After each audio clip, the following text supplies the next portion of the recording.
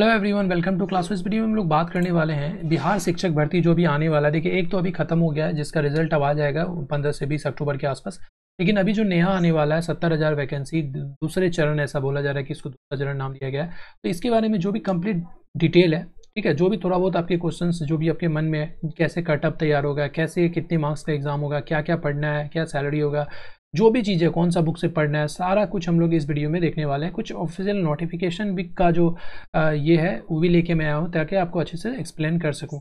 तो वीडियो को पूरा देखिएगा। कोई भी डाउट हो तो आप कमेंट करके पूछ सकते हैं। देखिए, सबसे पहले हम लोग बात करें तो अब तक आपको पता चल गया होगा कि इसमें जो है टोटल कितना वैकेंसी है। तो इसमें है आपको 70,000 वैकेंसी है, ठीक है। 6969 समथिंग जीरो इतना वैकेंसी, यानी कि धर लीजिए आप 70,000 वैकेंसी आएगा और हो सकता है ये बढ़ भी जाए, क्योंकि अभी जो फर्स्ट चरण, पहला चरण का जो रिजल्ट आएगा उसमें अगर कुछ सीट बचता है, चांसेस तो कम लग रहा है क्योंकि सारी जगह जो है यही डेटा जो है 70,000 का ही सर्कुलेट हो रहा है।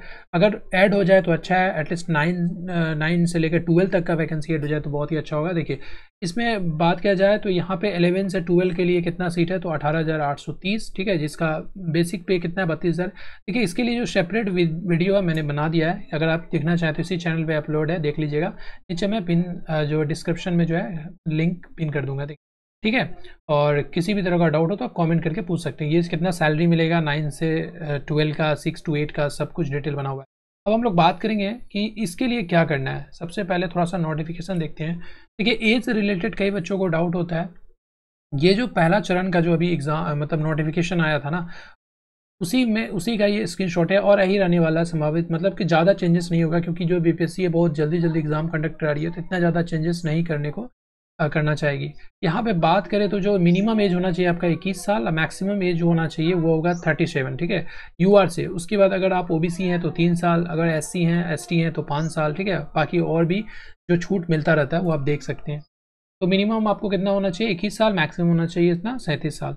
चलिए, ठीक है। अब उसके हम लोग बात करेंगे कि कौन कौन एलिजिबल है, कौन कौन इसको फील कर सकता है, क्योंकि सबसे ज़्यादा डाउट यही होता है, यहाँ पे कन्फ्यूज़न बहुत सारा है। तो देखिए, ये अगर 9-10 का हम लोग बात करते हैं तो ये ऑफिशियल पूरा मतलब ऑफिशियल स्क्रीनशॉट है, ये ऑफिशियल है। तो यहाँ पे देखिए लिखा हुआ है डिटेल कि अगर आप बीएड है, ठीक है, सबसे पहले तो बीएड कंप्लीट होना चाहिए, ग्रेजुएशन तो होना ही चाहिए, ठीक है, प्लस बीएड होना चाहिए। उसके बाद जो एस्टेट पेपर हुआ अभी कुछ दिन पहले हुआ था, एस्टेट का रिजल्ट भी आया था, तो उसमें एस्टेट पेपर क्लियर होना चाहिए आपको, ठीक है।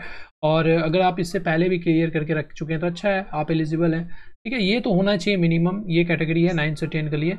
वहीं पे बात करेंगे हम लोग, ठीक है, वहीं पे बात करेंगे अगर 11-12 का, 11-12 में भी इसी तरह से एस्टेट पेपर 2 क्लियर होना चाहिए और ग्रेजुएशन क्लियर होना चाहिए, ठीक है। साथ में आपको पीजी होना चाहिए, ठीक है, एस्टेट पेपर होना चाहिए। तो ये हुआ 11-12 का। जब अभी ऑफिशियल नोटिफिकेशन आएगा अक्टूबर, ऐसा बोला जा रहा है कि 19 अक्टूबर, तो उससे पहले आ जाएगा 15 अक्टूबर के आसपास, तो उसमें ज़्यादा डिटेल होगा, ठीक है। इसके बाद देखिए 9-10 का बात करें तो गणित का टीचर बन सकते हैं आप, विज्ञान का, सामाजिक विज्ञान का, भाषा संबंधी इस तरह के जो है शिक्षक आप बन सकते हैं। चलिए, और हम लोग कुछ डिटेल में देखते हैं। सबसे पहले यहाँ पे देखें तो अगर हम लोग बात करें के बाद कि इस एग्ज़ाम पैटर्न क्या होने वाला है, ठीक है।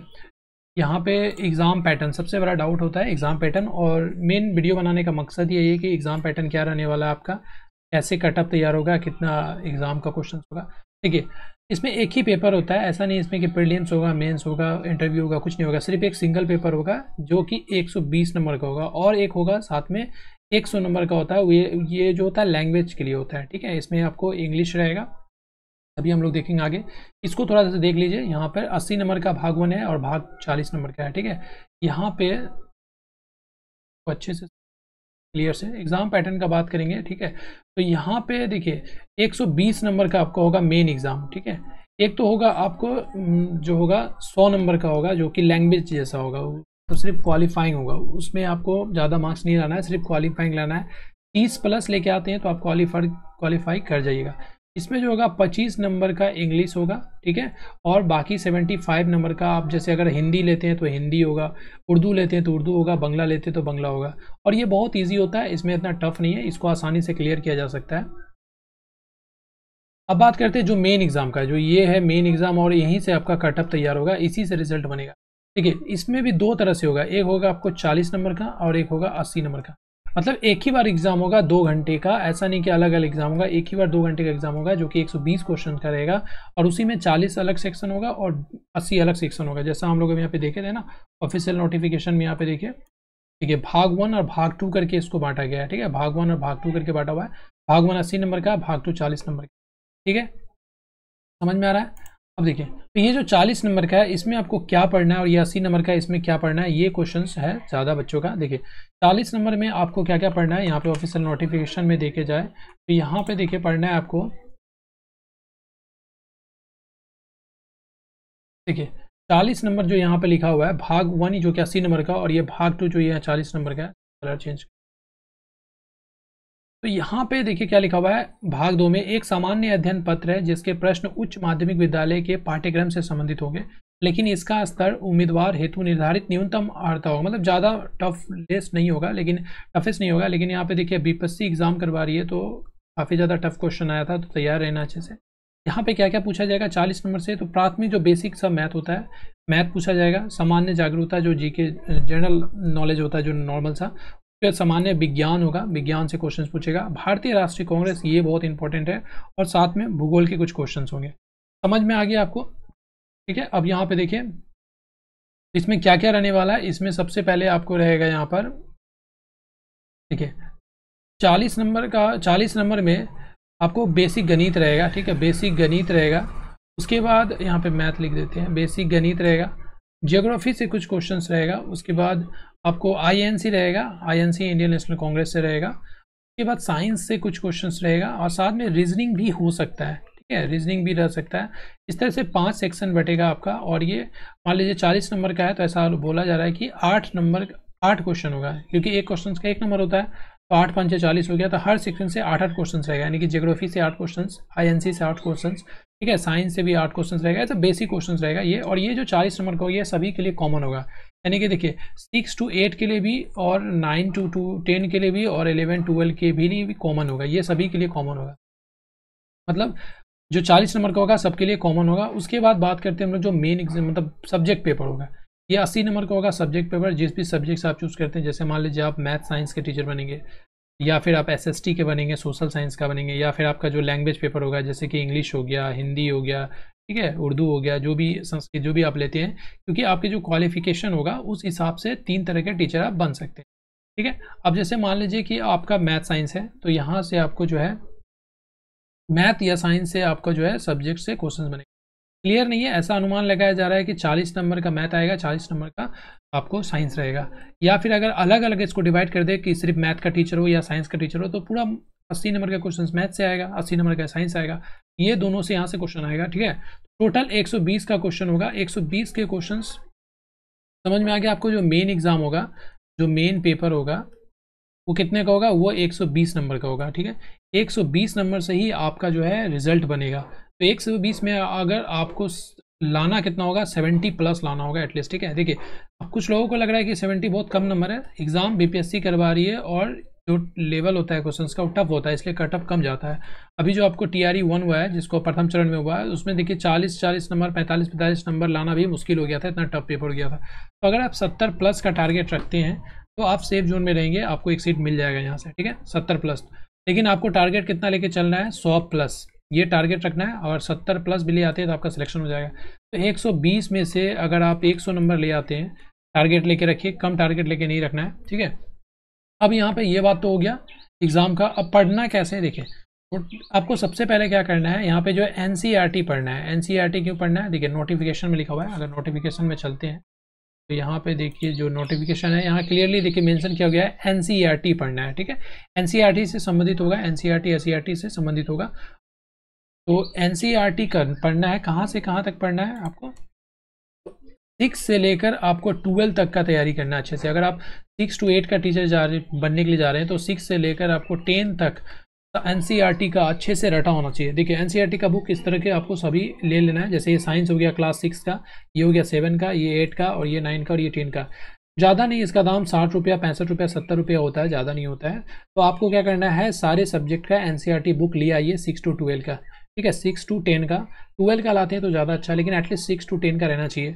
ठीक है। साइंस का सारा बुक ले आएँ, क्लास 6 का इस तरह से ले आएँ, उसके बाद ये सभी को पढ़िए। ज़्यादा नहीं लगेगा टाइम, सबसे बेस्ट है, मतलब आप 2 दिन में एक बुक को आराम से कवर कर सकते हैं 2 दिन में, ठीक है। ये सारे को आप चाहें तो 15 दिन में ख़त्म करके फिर से रिवीजन कर सकते हैं। अभी एग्ज़ाम का 50 दिन बचा हुआ है, ठीक है। उसके बाद जैसे साइंस है, साइंस का ले लिए, फिर मैथ का, आपको मैथ साइंस बनना है तो मैथ का भी लेना होगा अच्छे से, देखिए इस तरह से। और हाँ, साइंस का जो है ऐसा नहीं कि सिर्फ हिंदी इंग्लिश में अवेलेबल है, हिंदी में भी बुक मिल जाएगा, ठीक है। अगर आप हिंदी में कंफर्ट है तो विज्ञान जो है NCERT ले लेना है, इस तरह का देख के ले लीजिएगा आप। और रही बात आपको मैथ का भी लेके आना, देखिए क्लास 6 ये 9 का है, ठीक है। उसके बाद यहाँ पे देखिए 8 का है, ये 7 का है, उसी तरह से यहाँ पे ये 10 क्लास का है। तो सभी आप जो 6 क्लास से लेकर आप 10 क्लास का मैथ को अच्छे से रट जाइए, ठीक है। 6 क्लास का बहुत ईजी हो जाएगा, तो आप 7 से शुरू कीजिए, ठीक है। 7 से 8 का मैथ को शुरू कीजिए और रट जाइए अच्छे से, क्योंकि यहीं से क्वेश्चन आने वाला है। उसके बाद क्या है, आप थोड़ा सा एक्स्ट्रा जो है कंपटीशन लेवल का जो क्वेश्चंस होता है वो भी देखिएगा, ठीक है। आप कई यूट्यूब में जो है कोई सर्च हैं, कोर्स है, तैयारी किया जा रहा है। अगर आप मान लीजिए कि एक तो है कि आप सेल्फ स्टडी कीजिएगा, एक होता है कि आप कोई कोर्स खरीद के या फिर किसी टीचर से लीजिएगा तो अच्छा है। ऑफलाइन अगर है तो फिर कोई डाउट ही नहीं होगा, आपका सारा डाउट क्लियर हो जाएगा वहाँ से। ऑनलाइन में भी आप कोर्स खरीद के तैयारी कर सकते हैं, लेकिन ध्यान रखिएगा ऑनलाइन में टाइम ज़्यादा वेस्ट होगा, इसलिए सेल्फ स्टडी कीजिए। सेल्फ स्टडी में क्या करना है, आपको सारे बुक खरीद के ले आइए। अगर मान लीजिए आपका SST है तो SST का सारा बुक खरीद लीजिए 6 to 10 का, ठीक है। बहुत सस्ता में मिल जाएगा, ज़्यादा महंगा नहीं होता है NCERT का, सबसे अच्छा बात है ये। और यहाँ से आप पढ़ सकते हैं। तो ये हो गया पढ़ने का भी आपको डाउट क्लियर हो गया कैसे क्या पढ़ना है, ठीक है। तो 120 नंबर का जो होगा, 120 नंबर में मिनिमम क्वालिफाइंग UR के लिए कितना है, 40% है, ठीक है। 40% आपको लाना ही होगा, यहाँ देख सकते हैं। और अगर आप पिछड़ा वर्ग से जैसे OBC हो गया तो आपको 36.5% लाना होगा। ये क्वालिफाइंग है, इतना लाना होगा, इससे कम लाते हैं तो आप ऑलरेडी डिस्क्वालीफाइड हो जाएंगे। हालांकि ये सब मिनिमम होता है, लेकिन कट ऑफ ज़्यादा ही जाता है। उसके बाद SC ST का बात करेंगे तो 34% है यहाँ पे। अनुसूचित जनजाति ये सब जो है यहाँ पे 32% है, फीमेल के लिए भी 32% रखा गया है। उसके बाद अगर देखा जाए डॉक्यूमेंट से रिलेटेड अगर आपको कोई डाउट होता है तो बोलिएगा, किसी और वीडियो में अच्छे से इसको डॉक्यूमेंट से सारा क्या क्या डॉक्यूमेंट लगेगा आपको, क्योंकि अभी से आपको मैनेज करके रखना होगा, ज़्यादा टाइम नहीं मिलने वाला है एग्ज़ाम में। एग्ज़ाम जो आपका होगा वो ऐसा अनुमान लगा जा रहा है कि 2 से लेकर 5 दिसंबर तक हो जाएगा। तो आई होप आपका जो भी डाउट हो सब क्लियर हुआ होगा इस छोटे से वीडियो में। किसी तरह का डाउट हो तो आप कमेंट करके पूछ सकते हैं, ठीक है। टीचर और 6 to 8 के लिए क्या करना है, सबसे पहले तो ग्रेजुएशन प्लस BEd, उसके बाद सीटेट पेपर 2 क्लियर होना चाहिए, ये भी डाउट है कई बच्चों को। और अपेयरिंग में अगर मौका मिल जाए दिसंबर में जो सीटेट होगा तो अच्छा है, नहीं तो फिर कोई बात नहीं, ठीक है। तो चलिए, आई होप आपको समझ में आ गया होगा। तो आपको टारगेट रखना है 100 का टारगेट रखना है 120 में से, और अगर 70 प्लस भी आ गया तो आपका सिलेक्शन पक्का है। Thank you so much for watching this video. God bless you all.